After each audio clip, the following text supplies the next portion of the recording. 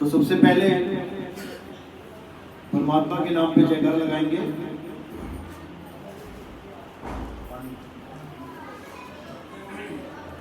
सबसे पहले मालिक के नाम पे जयकार लगाएंगे, उसके बाद सत्संग शुरू करेंगे।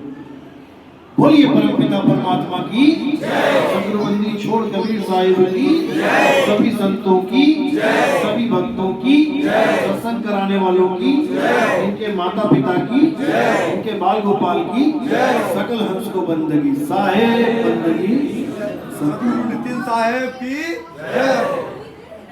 तो आज परमात्मा की अपार कृपा है जो कानपुर में ये मूल ज्ञान का सत्संग आयोजित किया गया, क्योंकि बहुत बड़े भाग होते हैं उन जीवों के जो इस मूल ज्ञान को सुन पाते हैं, क्योंकि ये ज्ञान सुनना ही दुर्लभ है। ये बहुत बड़ी किस्मत हो तब मिलता है ये ज्ञान, सुनने के लिए मात्र। और उससे भी बड़ी किस्मत उनकी होती है जो इसको समझ जाते हैं, क्योंकि सुनने वाले तो लाखों मिल जाएंगे, लेकिन समझने वाला उन लाखों में कोई एक होगा। इसलिए बोला गया लाखन में कोई समझ न पई है, कोटि मध्य जानेंगे। और कहे कबीर सुनो भाई साधो, हमें बिरले हंस पहचानेंगे। 1 लाख बंदों को सत्संग सुनाया जाए, उनको पता ही लगेगा हुआ क्या, क्या बोल दिया महात्मा जी ने।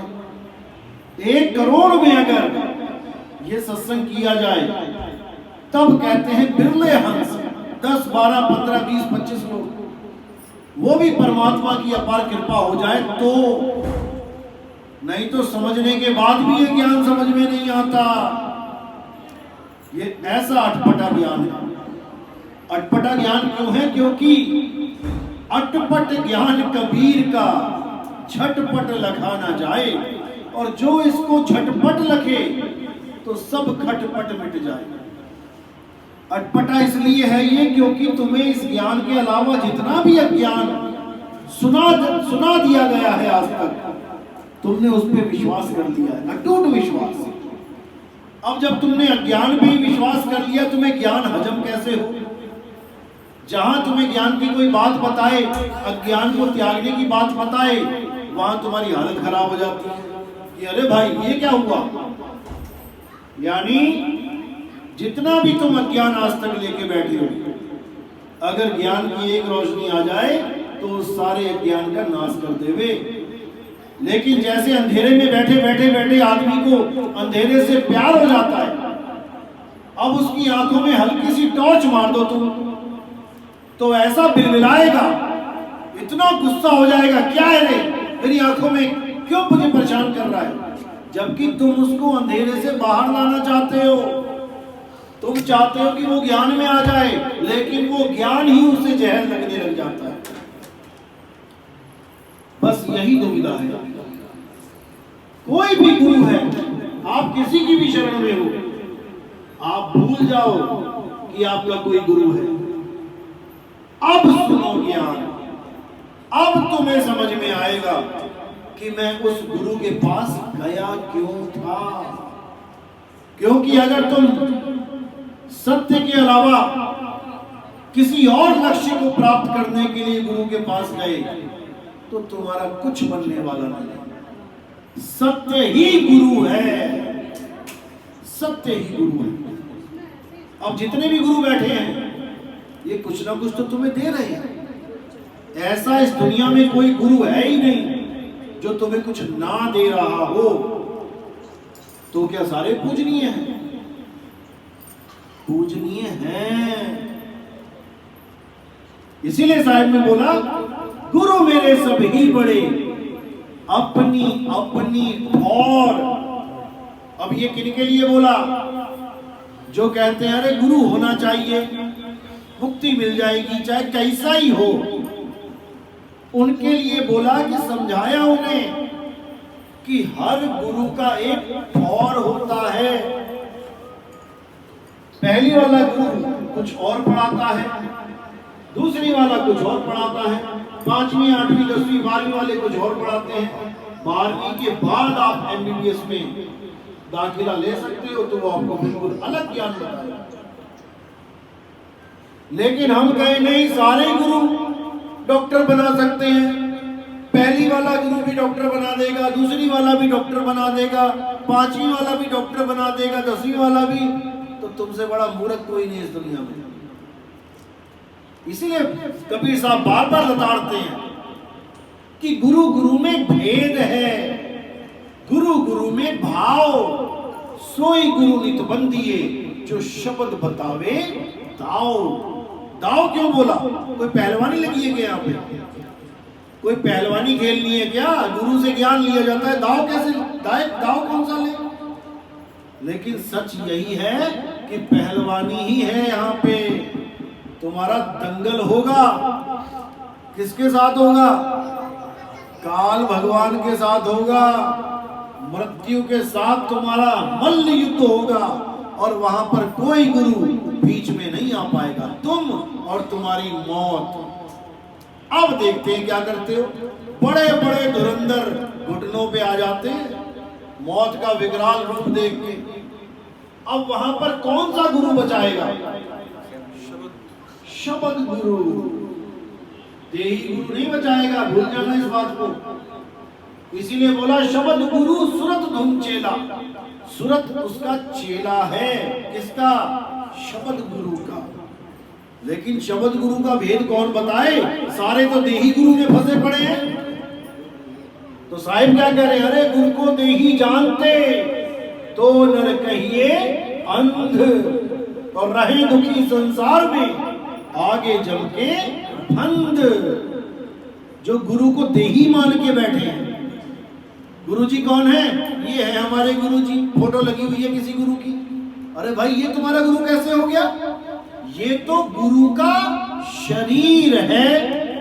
जैसे मैं कुर्ता टांग जाऊं, यहाँ पे कोई कहे नितिन दास, ये लटका है नितिन दास।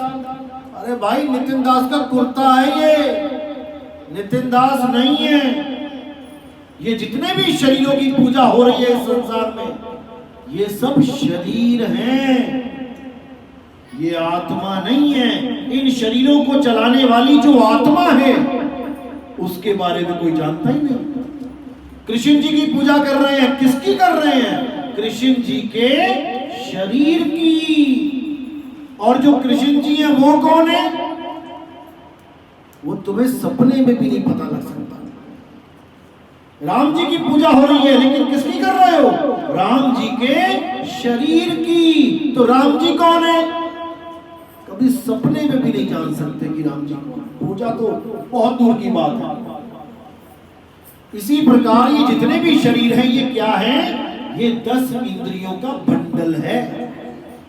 जैसे कार क्या है? बहुत सारे पार्ट्स का जोड़ है।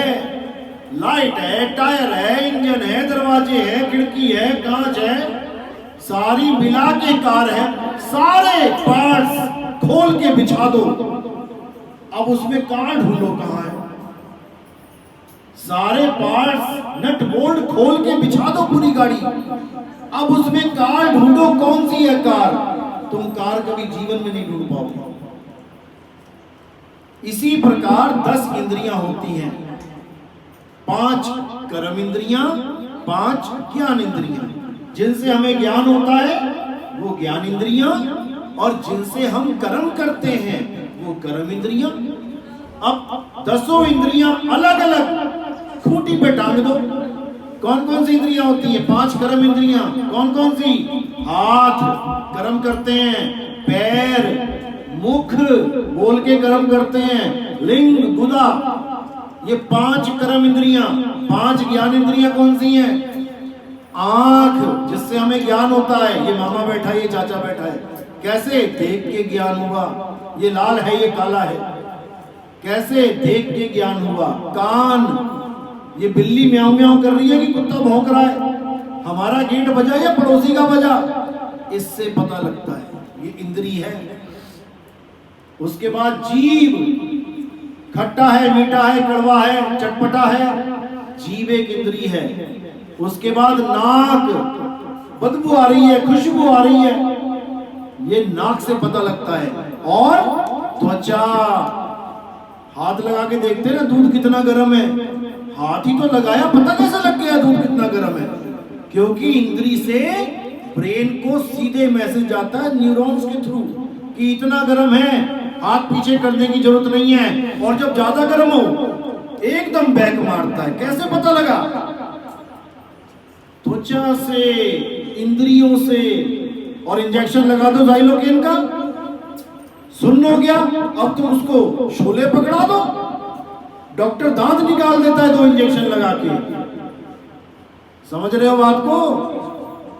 अब इन 10 इंद्रियों को 10 खूंटियों पे लटका दो। आंख लटका दी, कान लटका दी, नाक लटका दी, जीभ लटका दी, मुंह लटका दिया, हाथ पैर लटका दिए। 10 इंद्रियां लटकी पड़ी हैं। अब बताओ ये किसका भगवान है? किसकी पूजा करोगे? क्या करोगे? किसी की पूजा इनमें से। लेकिन इसी 10 का बंडल बना दो। अब कौन बन गया? अब कबीर साहब भी बन गए, अब राम जी भी बन गए, अब हनुमान जी भी बन गए, अब सारे सब बन गए। अब तुम उसकी पूजा कर रहे हो। अब किसकी करी? की। अब भी तुमने आंख ही पूजी, अब भी तुमने नाक ही पूजी, अभी भी तुम मुंह ही पूज रहे हो। अलग अलग कर दी तो तुम्हारा भगवान नहीं है, इकट्ठा नट बोल्ट जोड़ दिया तुम्हारा भगवान बन गया? नहीं बना।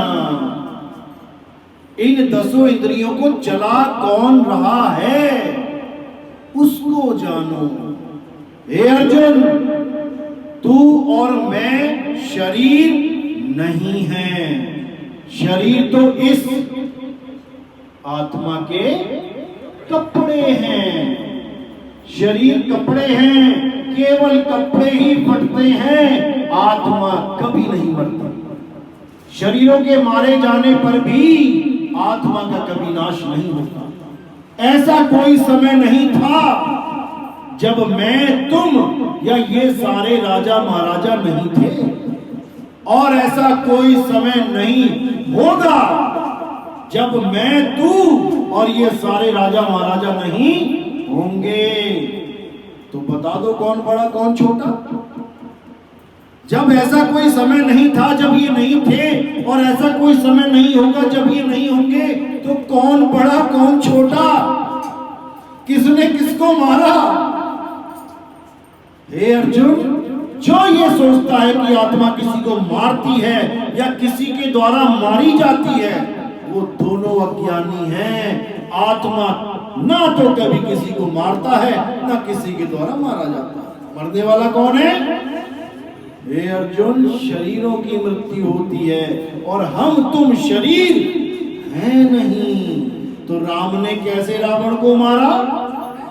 क्या किया राम ने? फिर केवल कपड़े फाड़े। किसके? रावण की आत्मा के। कृष्ण जी ने कंस को मारा, केवल कपड़े फाड़े, कंस की आत्मा की। इसी प्रकार ऐसा कोई समय नहीं था जब ये राजा महाराजा नहीं थे, तो कौन से स्वरूप का जिक्र हो रहा है? आत्म स्वरूप का। नहीं तो बता दो सतयुग में कहां थे ये जितने राजा महाराजा खड़े हैं? नकुल, सहदेव, धृतराष्ट्र, ये सब कहां थे? ये द्रोणाचार्य कहां है त्रेता में? ये देह रूप की बात नहीं चल रही है, ये आत्म स्वरूप की बात चल रही है। हमने कृष्ण जी को कपड़ा मान लिया है। कृष्ण जी की आंखें, कृष्ण जी के नाक, कृष्ण जी के बाल घुंघराले, किसको देख रहे हैं? कपड़ों को। लेकिन कृष्ण जी क्या हैं? कृष्ण जी कौन हैं? ये हमें सपने में भी नहीं पता लग सकता। जैसे कबीर साहब ने बोला है, गुरु पशु वेद पशु नारी पुरुष विचार, ते नर नरक को जाएंगे जब लग ससी दिनकार। यानी जो वेद पशु, गुरु पशु, जो सोचते हैं किताबें पढ़ के मुक्ति हो जाएगी, वो है वेद पशु। जिसको बोला पोथी पढ़ पढ़ जग मुआ, भयो न पंडित हुए, एक आखर पीव का पढ़े सो पंडित हुए। तो एक तो हो गया वेद पशु, एक गुरु पशु। गुरु पशु कौन है? जिसने गुरु धारण कर लिया, अब उसको कोई समझाए भी कि ये गुरु जी का ज्ञान अधूरा। वो क्या कहता, भाई देख मैंने तो गुरु बना लिया, अब मैं इसको नहीं छोड़ सकता, भले नरकों में ले जाए। तो भैया वो नरकों में ही ले जाएगा। ये वो बात हो गई। हाँ मेरे पापा ने मेरा एडमिशन कराया था कि मैं डॉक्टर बन जाऊं, लेकिन उन्होंने पहली क्लास में एडमिशन करा दिया। भैया मैं गुरु नहीं बदलूंगा, मैं तो पहली में रहूंगा, भले ही मुझे डॉक्टर ना बनाए। तो पापा क्या करेंगे पता है, मारेंगे तुम्हारे कान पे कि तुम्हें पहले गुरु के पास थोड़ी नहीं भेजा था मैंने कि हमेशा यही रहे। पहला गुरु तो माध्यम था ताकि तुम अपना कोर्स पूरा करो, दूसरे क्लास के गुरु के पास जाओ, वहां पूरा किया, 5वीं तक गए, 10वीं तक गए, 12वीं तक गए, तब जाके 13वीं में एडमिशन होगा। लेकिन हमें समझ में नहीं आ रही, हमें वही गुरु अच्छे लग रहे हैं जिन्होंने हमें अज्ञान परोस दिया। तो जैसे आप अपने माँ बाप के साथ रहते हैं और ये सोचते हैं मैं मम्मी को बहुत प्यार करती हूँ, बहुत ज्यादा, मैं पापा को बहुत प्यार करती हूँ, बहुत ज्यादा। कितना प्यार करती हूँ पता है? जब तक वो आत्मा शरीर से बैठी रही। जिस दिन आत्मा निकल गई, तुम कितना ही प्यार क्यों ना करती हो, तुम उठा के उसको कहां रख दोगी? आग पे। और जब तक आत्मा है, कभी माचिस भी लगा के दिखाना मम्मी को, लगा दोगी तुम? क्या नहीं लगा सकती, तो तुम मम्मी से प्यार नहीं करती, वरना रखती ना कभी आग पे। लेकिन अब तुम्हें एक चीज पता लग चुकी, आग पे क्यों रखा गया? क्योंकि तुम्हें किसी ने बोल दिया कि तुम्हारी मम्मी तुम्हें छोड़ के चली गई। अब तुम्हारे दिल को तसल्ली होगी कि भैया अब ये जलाऊंगी मैं इसको, इसमें मेरी मम्मी नहीं है, तसल्ली हो गई। इसलिए काटो काटो हुई, ले जाओ ले जाओ ले जाओ, समय बीत रहा है, ले जाओ।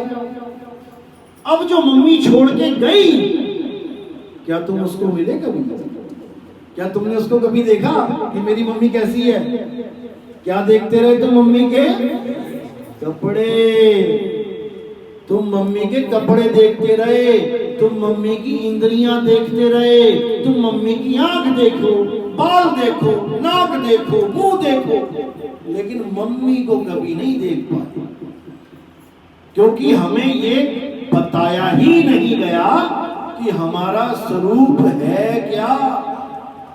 हमें तो आदमी और औरत बना दिया गया, तू लड़का तू लड़की, तू बोलेगा गाह है, तू बोलेगी घी है, मैं खाऊंगा मैं खाऊंगी, और लड़की बोलने लग जाए मैं खाऊंगा, अरे तू लड़की है खाऊंगी बोला कर।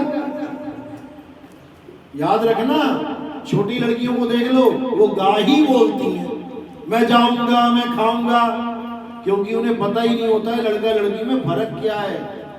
लेकिन जब उनको समझ में आने लग जाता भाई मैं तो लड़की हूं, तब आ जाती है पटरी पे, खाऊंगी पीऊंगी नहाऊंगी जाऊंगी, सारी उम्र नहीं छूटता फिर ये। जबकि हम लड़का और लड़की, आदमी और औरत नहीं है। आदमी और औरत क्या है? शरीर, यानी कपड़े। ये जो नीले पीले काले गुलाबी कपड़े पहने हैं, इसका मतलब ये नहीं कि जिस कलर के तुमने कपड़े पहन लिए तुम वैसे ही हो गए। ये कपड़े तुम कहां से लेके आए हो? शोरूम से। शोरूम में गए थे सफेद पहन के, वो उतार के बैग में डाल दिए, काले काले कपड़े पहन के आ गए। अब तुम गोरे थे तुम काले हो गए, फिर गए कहीं नीले वाले पहन के आ गए, अब तुम नीलिया हो गए। पहले कालिया थे अब नीलिया हो गए, फिर जाके पीले पहन लिए तो पीलिया हो गए। बस यही करते आ रहे, ना तुम काले ना तुम पीले, ना तुम सफेद ना तुम नीले, तुम कपड़े नहीं हो। अब ये तो हो गया शोरूम जहां से कपड़े लेके आए। अब ये वाले कपड़े कहां मिले तुम्हें? ये मूंछों वाले ये कहां मिले? मां के गर्भ में। किसी ने लड़की के कपड़े पहन लिए, किसी ने लड़के के पहन लिए। अब करवा रहे अल्ट्रासाउंड, देखो जरा देखो कौन से कपड़े पहन के आ रहा है मेरा बच्चा। लड़की के, अरे भैया नहीं चाहिए, लड़के के आने दो।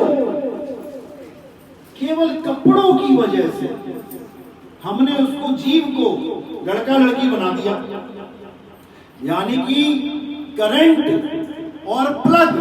प्लग होते हैं दो प्रकार के, मेल प्लग, फीमेल प्लग। आप कभी लेने जाओ, मेल और फीमेल होती है। जिसमें वो डंडी सी बाहर होती है लोहे की, वो मेल होता है, और जिसमें डाली जाती है वो फीमेल होता है। अब मेल और फीमेल क्या है? प्लग। अब जो उसमें फ्लो होगा वो क्या है? करंट। तो करंट कभी मेल या करंट कभी फीमेल होता है? नहीं होता है। इसी प्रकार जीवात्मा जीवात्मा होती है, वो आदमी और औरत नहीं होती। ईश्वर अंश, जीव अविनाशी। अविनाशी है आत्मा। आदमी और औरत अविनाशी है क्या? नहीं है। तो आप आदमी नहीं हो, आप औरत नहीं हो, आप क्या हो? आप आत्मा हो। तो फिर राम जी कौन है? आदमी या औरत? लगाओ जोर दिमाग पे, बुद्धि पे। राम जी क्या है? आदमी या औरत? आत्मा। यानी कि आदमी और औरत नहीं है। तो किसकी पूजा कर रहे थे आज तक? आदमी की। कृष्ण जी क्या है? आदमी या औरत? आत्मा है। राधा क्या है? औरत है क्या? मीराबाई क्या औरत है क्या? कबीर साहब, रविदास जी आदमी है क्या? ये तुम्हारी गलत फहमी है। अब जिसको जानना था आत्मा को, उसको जाना नहीं, और जिसको त्यागना था शरीरों को, उसको पूजने लग गए। हे अर्जुन, मुझे ठीक से ना जानने के कारण लोग मुझे इंसान जैसा समझते हैं। गीता में लिखा हुआ है, मुझे ठीक से ना जानने के कारण। अब नितिन दास सामने बैठा है तुम्हारे, देख रहे हो ना? अब ठीक से देखो जरा, ठीक से देखो। क्या देखोगे? ठीक से का मतलब होता है गुरु की दिव्य दृष्टि के द्वारा देखो कि मैं क्या हूं। तुमने क्या शरीर समझ लिया मुझे? ये आंखें मेरी घूम रही है, मैं नहीं घूम रहा हूं। शरीर एक गाड़ी है, कार है। ये कार की हेडलाइट है, ये हॉर्न है, ये टायर है, ये स्टीयरिंग भी इसी में फिट है। तुम कार चला रहे हो, 200 की स्पीड से भाग रही है, तुम देख रहे हो कार भाग रही है, तुम कह रहे हो जीवित है, चल रही है। चला कौन रहा है? ड्राइवर। जहां पहुंचने का पहुंच गया, चाबी निकाली, बाहर आ गया। अब तुम क्या कह रहे हो? कार तो रुक गई, ये तो चल ही रही है, ये मर गई। भाई वो पहले से मरी हुई थी, केवल ड्राइवर बैठा था इसलिए 200 की स्पीड से दौड़ रही थी। अब वही कार क्या है? ये है। तुम दौड़ रहे हो, भाग रहे हो, खा रहे हो, पी रहे हो, मेरा बेटा जिंदा है, मेरी माँ जिंदा है, मेरा पापा जिंदा है। और जैसी समय पूरा हुआ, चाबी निकाल के पापा जी निकल गए, मेरे पापा मर गए। अरे वो कार थी पापा की, पापा नहीं मर गए। पापा तो छोड़ के कार को चले गए। तो कोई चला जाए कहीं पे तो उसको मरना कहते हैं क्या? अभी तुम लोग दरवाजे लगा के आए हो, ताला लगा के, कोई कहे अरे ताला लगा, ये तो मर गया। और भैया मर नहीं गया, सत्संग में गया है, थोड़े दिनों बाद वापस आ जाएगा। तो जाने को मरना कब से कहने लगे? तुम्हारे पिताजी मर गए, तुम्हारे पिताजी मर गए। भैया पिताजी मर गए तो स्वर्ग में वास कौन कर रहा है? ये क्यों लिखवा रखा है कि मेरे पिताजी का स्वर्गवास हो गया? जब मर ही गए तो स्वर्ग में कौन बैठा है जाके? इसी को भरम को तोड़ते हुए कबीर साहब ने क्या बोला? अरे पानी में कौन में कौन, और मैं तो से पूछूं पंडिता, इनमें मरा कौन? कौन मरा? और किसका क्रियाक्रम कर रहे हो? इस पिंजड़े में तोता बैठा है, ये काया एक पिंजड़ा है, इसमें जीवात्मा रूपी तोता बैठा है। सारी उम्र तोता मिट्ठू मिट्ठू मिट्ठू कर रहा है, और तुम कह रहे हो तोता जो मिट्ठू मिट्ठू कर रहा है, तुम कह रहे हो कि पिंजड़ा जीवित है। क्योंकि पिंजड़े में तोता है, तोता दिखाई नहीं दे रहा है, ऐसा लग रहा है कि पिंजड़ा बोल रहा है। ये शरीर क्या है? पिंजड़ा, 5 तत्व का पिंजड़ा। अब पिंजड़ा का जो मुंह है ये, अब ये हिलता हुआ दिख रहा है पिंजड़ा तुम्हें, तो तुम्हें लग रहा है कि ये पिंजड़ा बोल रहा है। और बोल कौन रहा है? तोता बोलते बोलते बोलते तोते को एक दिन क्या हुआ, तोते का समय पूरा हो गया, तोते ने मारी उड़ारी, चला गया। अब रह क्या गया, पिंजड़ा। जैसे तुम्हारे पिताजी थे, बोल रहे थे इस काया के पीछे से, निकल गए। अब क्या बचा, पिताजी की लाश यानी पिंजड़ा। अब सबने हल्ला मचा दिया जी संस्कार करेंगे, अंतिम संस्कार करेंगे। अब तोता सुबह उड़ गया, शाम को सारे इकट्ठे हो गए, उठा के पिताजी को ले गए, आग पे डाल दिया। अब अंतिम संस्कार कर दिया तो किसका किया, तोता तो सुबह ही उड़ गया था, पिंजड़ा पड़ा हुआ था, पिंजड़ा लाद के ले गए, पिंजड़े को जला दिया। तो संस्कार किसका किया, तोते का कि पिंजड़े का? पिंजड़े का। तो मुक्ति किसको मिलनी चाहिए, तोते को कि पिंजड़े को? पिंजड़े को। तोता तो उड़ गया और पिंजड़े को मुक्ति दे दी तुमने। दिक्कत यही है, या तो तोते को पकड़ के लेके आओ कि भैया चल तेरा संस्कार करना है, तोता तो निकल गया, कोई पकड़ ना पाया उसे, और पीछे पिंजड़े को कह रहे हैं कि पिंजड़े का संस्कार नहीं किया तो पिंजड़ा भूत बन के घूमेगा। कमाल कर दी तुमने। यही भरम भूत सकल जग खाया, बीजक की वाणी कि ये ऐसा भ्रमित हो गया ये जीव कि ये सोच ही नहीं सकता कि मेरा स्वरूप क्या है। इसीलिए अर्जुन को इतना समझाया गया, अर्जुन तू भीष्म पिता को चाहकर भी नहीं मार सकता, तू द्रोणाचार्य को चाहकर भी नहीं मार सकता, तेरे ना मारने पर भी इनके शरीर एक दिन मर जाएंगे, लेकिन फिर तेरा यश नहीं होगा, लोग तुझे याद नहीं करेंगे कि तूने धर्म के नाम पे युद्ध किया था, मर तो उन्होंने वैसे भी जाना है। इसलिए हे अर्जुन शस्त्र उठा और इनके शरीरों का नाश कर। लेकिन जब स्वरूप की बात आती है तो क्या बोला गया गीता में कि हे अर्जुन, तीसरा अध्याय 17वां श्लोक, हे अर्जुन वैसे तो बहुत सी पूजा पाठ यज्ञ बहुत से नित्य मंत्र बताए गए वेदों में उन लोगों के लिए जो परमात्मा को प्राप्ति करने के लिए तत्पर है, लेकिन अध्याय तीसरा 17वां श्लोक, जो लोग आत्मा में रम जाते हैं, जो लोग आत्मा में संतुष्ट हो जाते हैं, जो लोग शरीरों की पूजा नहीं करते, हे अर्जुन उनके लिए कोई धार्मिक कर्म कर्तव्य लागू ही नहीं होता। उसको ना हरे राम करना है, ना उसको वाहेगुरु करना है, ना उसको अल्लाहु अल्लाहु करना है, ना उसे कबीर करना है। वो केवल अपनी आत्मा को जाने, और कैसे जानेगा? चौथा अध्याय 34वां श्लोक, हे अर्जुन अगर तुम सत्य को जानना चाहते हो, सत्य क्या है? आत्मा ही सत्य है, जिसको कोई काट नहीं सकता, जला नहीं सकता, वायु सुखा नहीं सकती, जल भिगो नहीं सकता, वो है परम सत्य, ना कि शरीर सत्य है। शरीर तो परिवर्तनशील है, हे अर्जुन जो परिवर्तनशील है वही माया है, और जो सत्य आत्मा है वो अपरिवर्तनशील है, अचल है, वो चलती नहीं है, वो अडोल है, वो नित्य है, शाश्वत है, सनातन है।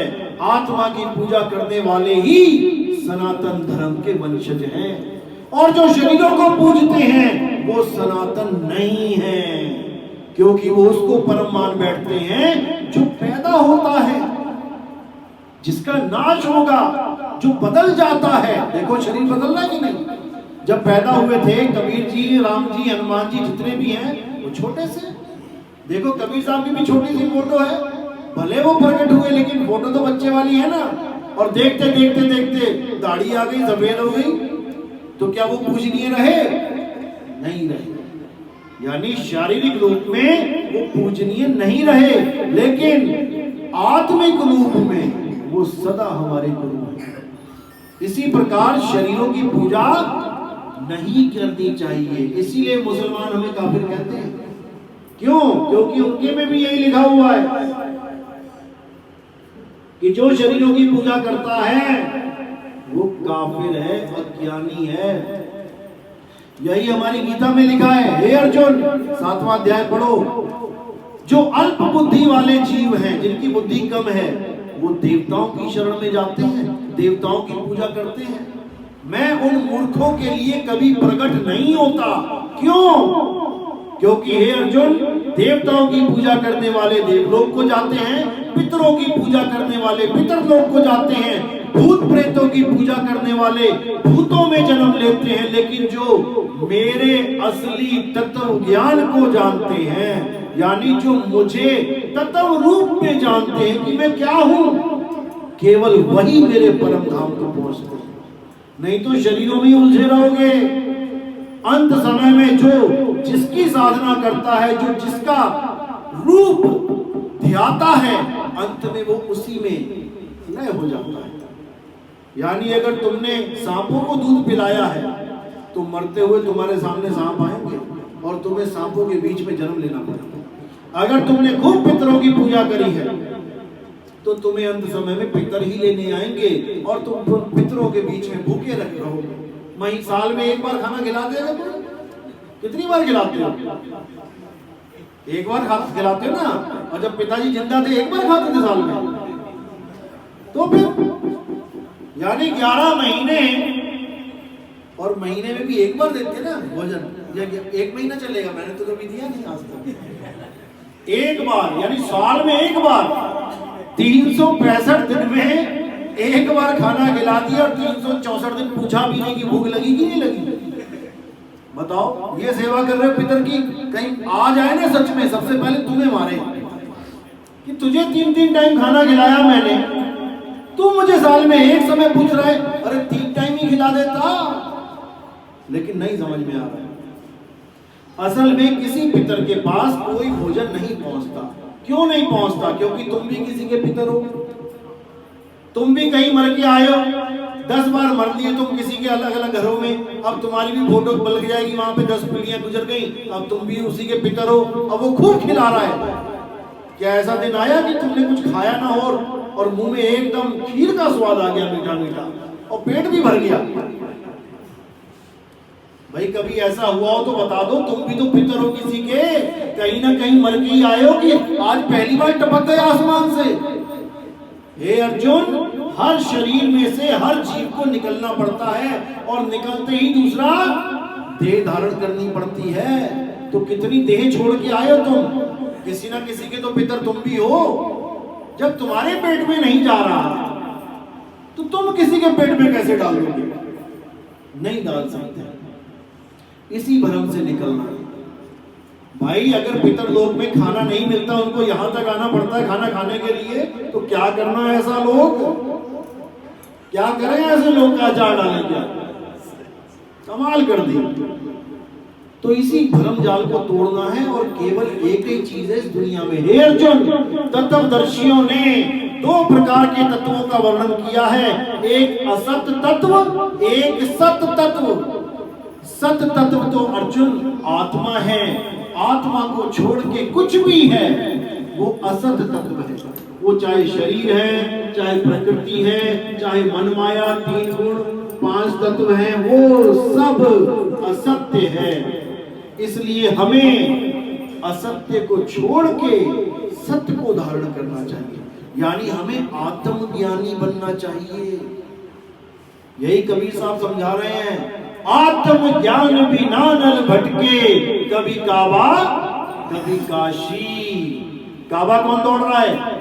जो निराकार मानते हैं परमात्मा को। और काशी में कौन दौड़ रहे हैं? जो साकार मान रहे हैं परमात्मा को। क्योंकि 2 ताकतें हैं, साकार और निराकार।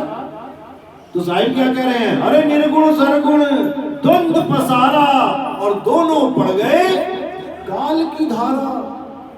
दोनों ही बर्बाद हो गए।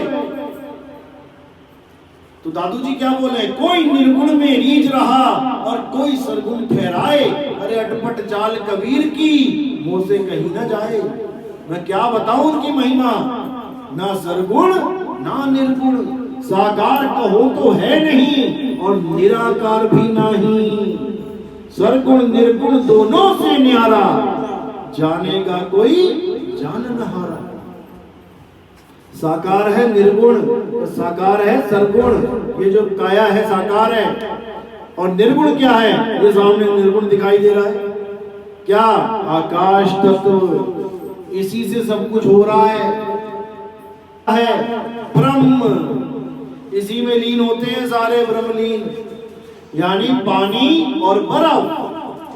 अब पानी को बर्फ बोलो या बर्फ को पानी बोलो, एक ही बात है।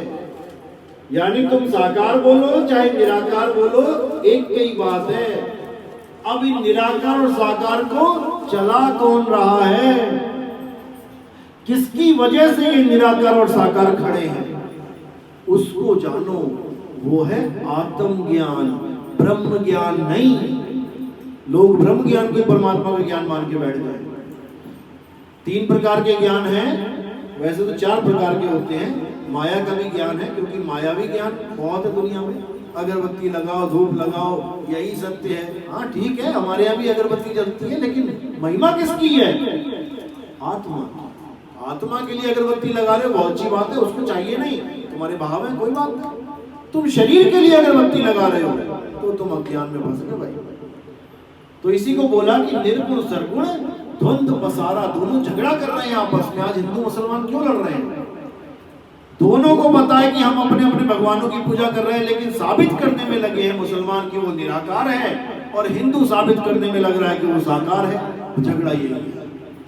अगर हम इन दोनों को समझ के और दोनों से न्यारे हो जाएं, उस आत्म स्वरूप में आ जाएं, तो मुसलमान भी हमारा भाई है, हिंदू भी हमारा भाई है, आत्मिक भाई है। क्या मुसलमानों में आत्मा नहीं होती? क्या उन पे गीता का ज्ञान लागू नहीं होता? सब पे होता है। ऐसा कोई जीव नहीं है इस दुनिया में जो आत्मा नहीं हो सकता। सब आत्मा में लीन हो सकते हैं। कौन होगा? जीव ही होगा।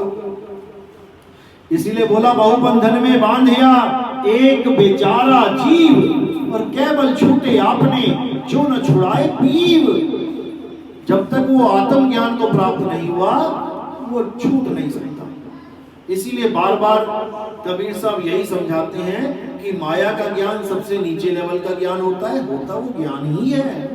यानी जैसे आप स्कूल में जाते हो, क्रच में जाते हो, बच्चों को ABCD सिखाई जाती है वो ज्ञान ही, लेकिन बहुत लो लेवल का।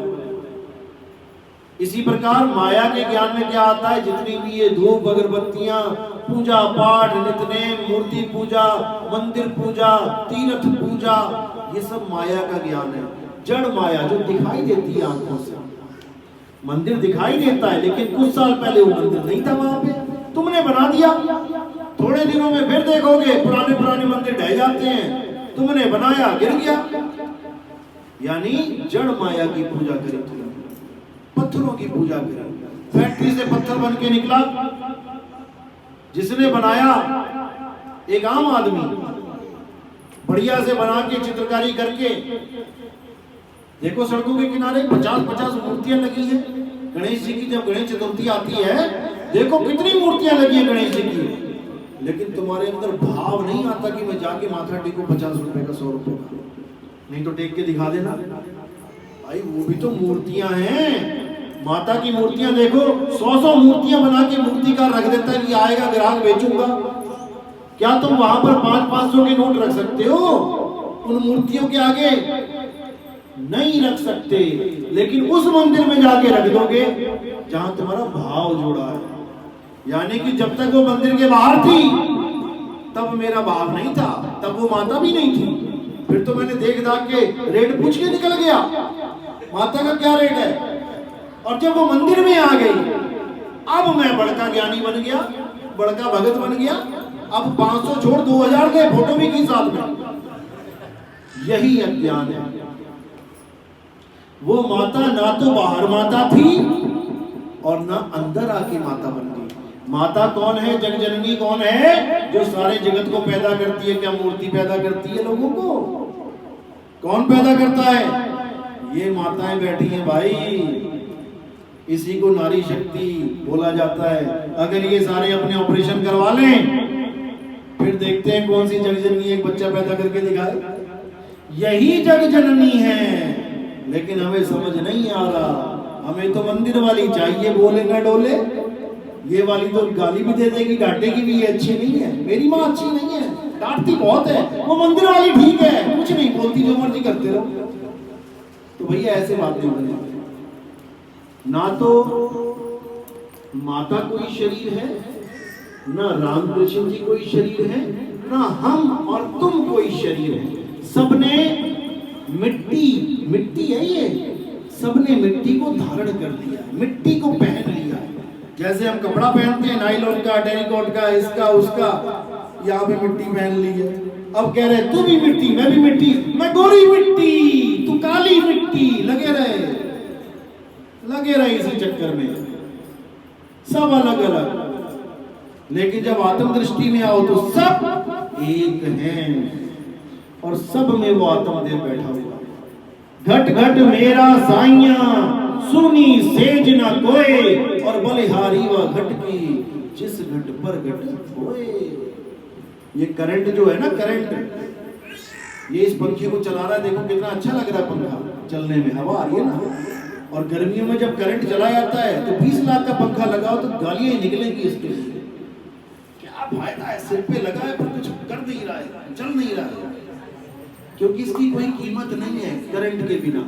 इसी प्रकार कोई कितना ही सुंदर क्यों ना हो, भले वो बड़े बड़े एक्टर ही क्यों ना हो, उनकी कीमत है करंट की वजह से, आत्मा की वजह से, जिसकी वजह से तुम्हारा शरीर बिक रहा है मार्केट में, तुम्हें करोड़ों रुपए मिल रहे हैं, उस आत्मा का तुम्हें ज्ञान नहीं है, और इस मिट्टी को संभाल के बैठे हो, जो तुम्हारे देखती देखती देखते देखते झुर्रियां पड़ जाएंगी, आंखें लटक जाएंगी, कानों से सुनना कम हो जाएगा, हाथ पैर की ताकत कम हो जाएगी, उसको तुम खूब लक्ष्य से नहा के साफ कर करके रख रहे हो बेड पे, लग जाएगा पता कुछ और सालों में। इसलिए आत्मा को जाना हमारे ग्रंथों का सार है, आत्म ज्ञान, ना कि देही ज्ञान। इसलिए साहिब ने बोला, देही ज्ञान सब जगत बखाने, विदेही ज्ञान कोई बिरला जाने। विदेही यानी आत्म ज्ञान, आत्मा का ज्ञान प्राप्त।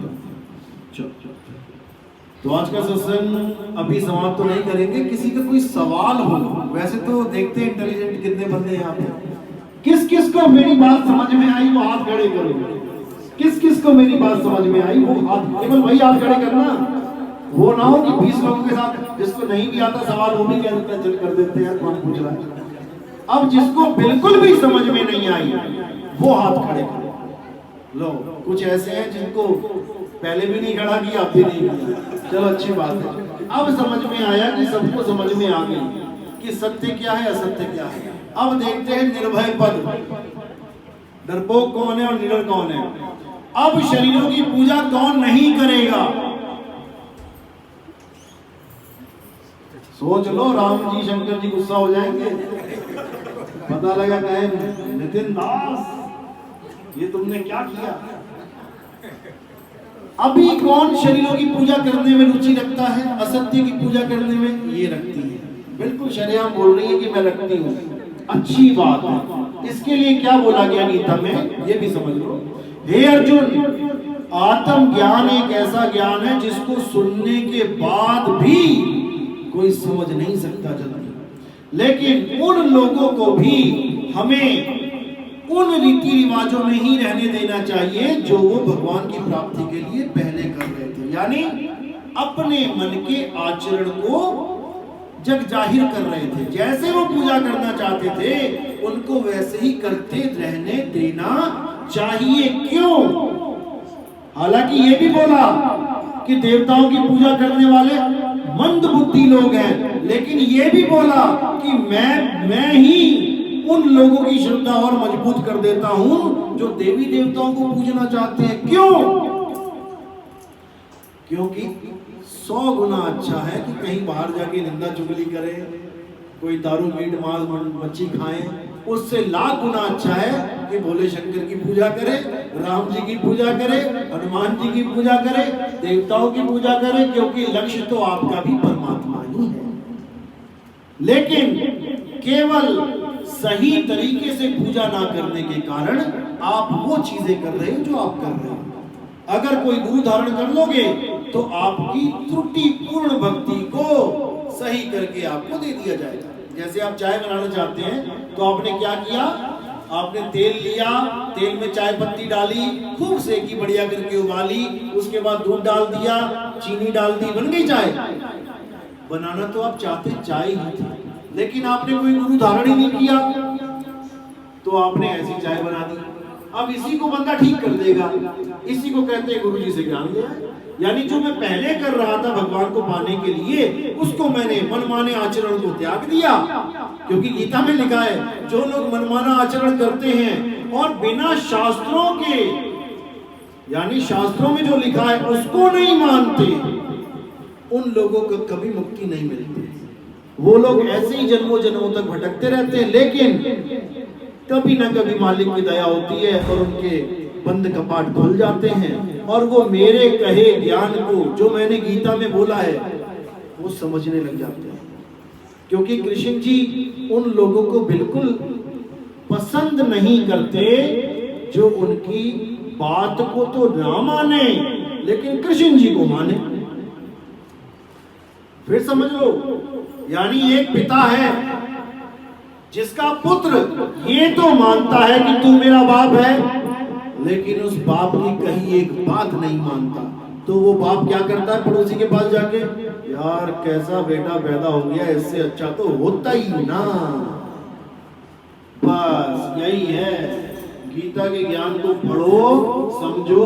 कृष्ण जी को पिताजी पिताजी करके मुक्ति नहीं मिलने की, ना कुछ और कोई सुख सुविधा मिलने की, कृष्ण जी की बात को समझो। वहां बैठे बैठे खुश होंगे वो कि ये है मेरा असली भगत, इसने गीता का मंथन किया है, इसने निबेड़ा कर दिया सत्य सत्य का, यही है मेरा असली भगत। और जो मेरे शरीर की पूजा कर रहे हैं उनको मैं क्या बोलूं, 7वें अध्याय में बहुत कुछ बोला है, पढ़ो बैठ कर। जिसको नहीं समझ में आते वो गीता रखी है हमारे पास, पढ़ो उसको, फिर समझ में आएगा। तो किसी का कोई सवाल है वो पूछ सकता है, क्योंकि देखो कोई गुरु अपने मंच में जल्दी सवाल पूछने नहीं देता, लेकिन यहाँ पे खुला भंडारा है सवालों का, जो भी तुम्हें पूछना है पूछ सकते हो। साहिब